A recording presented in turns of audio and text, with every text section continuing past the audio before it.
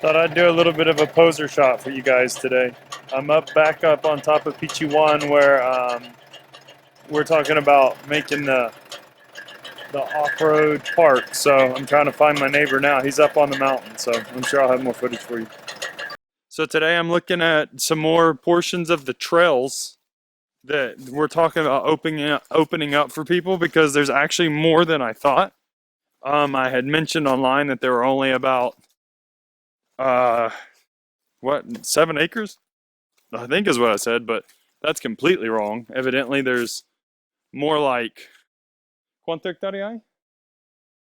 So there's about 80 acres of trails just on this side, and we're considering opening up a little bit more on another side too, possibly. So this is kind of what we're looking at. It's pretty much mud all year round.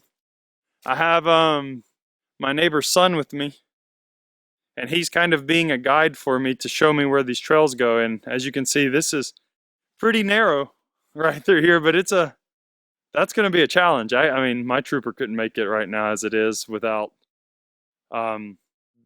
more aggressive tires on it. I know that for sure. Pero también para usar para mostrar a otros acá en Chile. So there's a lot more aggressive trails here than I thought. The other ones that I had seen the other day that he showed me were very, very mild. These not so mild. I mean, they're not the most aggressive, but from where I'm standing, this is about level.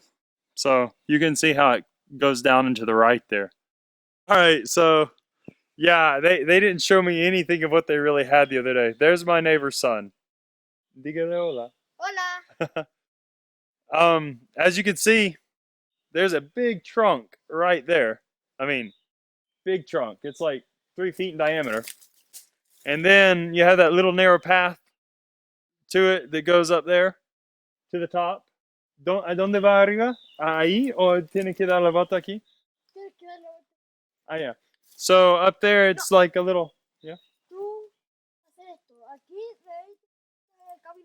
Hay una salida allá también. Yeah, so you can go up top, and then there's another connection over to another trail over, well, yeah, over that way, behind those trees that you can't see.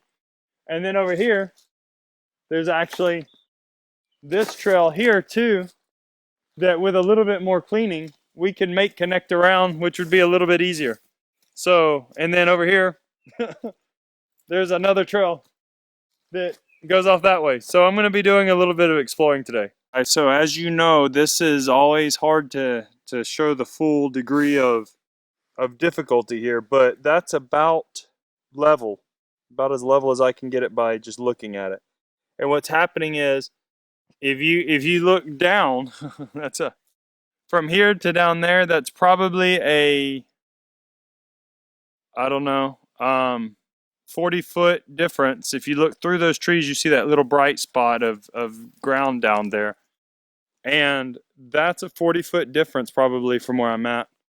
And it's probably a rate of descent of about 4 feet per 4 foot of vertical drop.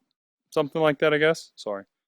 So I'm trying to figure out how we're going to make these connect. If it's going to be through here and making it go around a little bit, where if you can see that dead brush on the right, or those dead limbs on the right, to the left you'll see a root sticking out and crossing horizontally.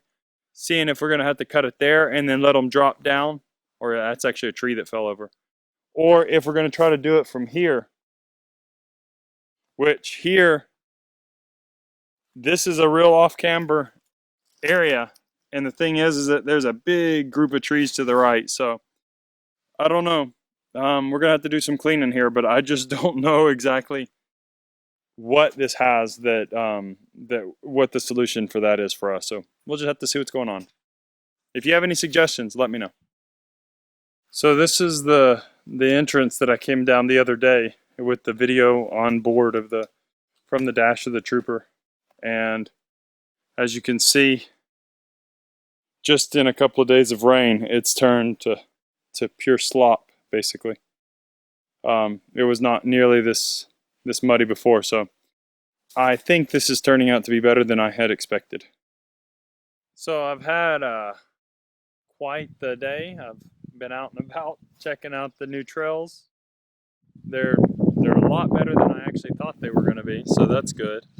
Um, as I'm ending the day today, which has actually been a first that I think I've done a actual vlog where it was the whole day.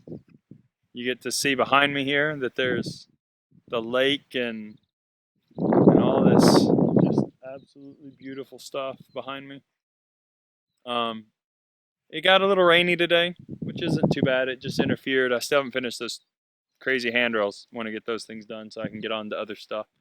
But we're definitely making progress. I might even be coming back up tomorrow in the afternoon to talk to my neighbor here about marking out the actual trails that we're going to use to connect from one trail to the next. That way we can get started on that, because it looks like we only lack around, I don't know, maybe 600 feet, linear feet of actually cleaning out trails to have everything connected.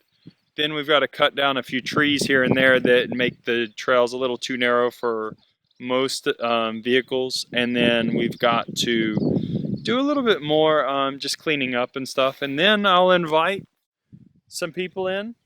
I'm going to try to get somebody who's pretty experienced, has a nice rig that, let's say, is more extreme in what they want to do, and then somebody who's a little bit more moderate with a semi-modified rig.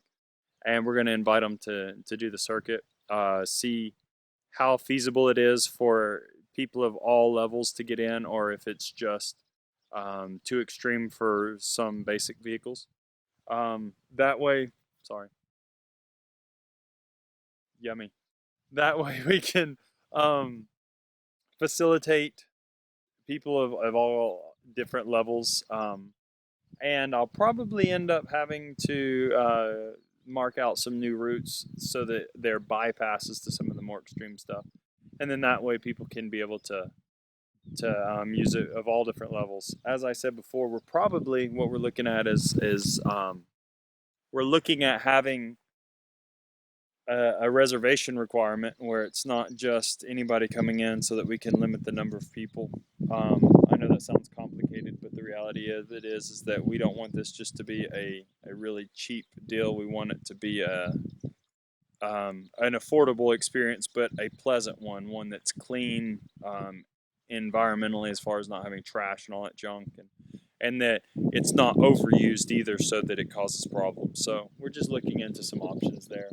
And then, of course, he's the neighbor's looking into having a place set aside for camping, so that you have a view that's similar to this one here,